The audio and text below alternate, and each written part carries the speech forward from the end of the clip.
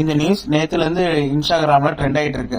அதாவது என்ன நடந்திருக்குன்னா, சென்னையை சேர்ந்த காவாங்கரை பக்கத்தில் இந்த பெண்கள் போதையில் ஆக்சிடென்ட் பண்ணியிருக்காங்க. ஆக்சிடென்ட் பண்ணது இல்லாமல் அந்த பொண்ணு போதையில் ரகலை பண்ணியிருக்கு. அதாவது அங்கே போகிற வர வண்டிகளை வச்சு வழி மறைச்சிக்கிட்டு, அது மட்டும் இல்லாமல் போலீஸாரிடம் கெட்ட வார்த்தைகளில் பேசிக்கிட்டு ரகலையில் ஈடுபட்டிருக்கு.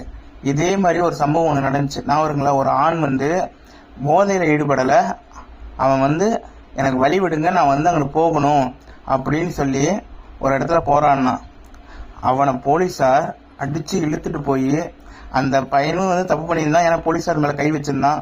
அந்த வீடியோ நீங்கள் பார்த்துருப்பீங்க. அவர் கை வச்சதும் தப்பு, அதே நிமிஷம் அந்த பையன் கை வச்சதும் தப்பு. அந்த வீடியோ பார்த்துருப்பீங்க.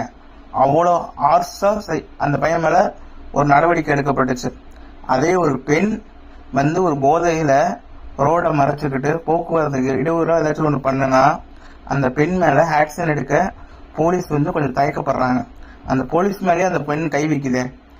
அப்போ அந்த போலீஸார அந்த பெண் அடித்தா இப்போ வச்சுக்கோங்களே சட்டம் பாயும். இந்த இடத்துல பெண்களுக்கு சட்டங்கள் சாதகமாக இருக்கலாம் அப்படின்னு மட்டும் இல்லாமல், அந்த பெண்கள் அந்த சட்டத்தை அவதூறாக பயன்படுத்துகிறாங்க. நிறைய இடத்துல சட்டங்கள் பெண்களுக்காக பாதுகாக்கப்பட்டது தான், அதுக்காக அவதூறாக பயன்படுத்துறாங்க. பார்த்தீங்களா? அதாவது பெண்கள் சரக்கடிக்க வேணாம்னு யாரும் சொல்லலை. ஏன்னா பெண்கள் அவங்களோட உரிமையின் பேரில் அடிக்கிறாங்க.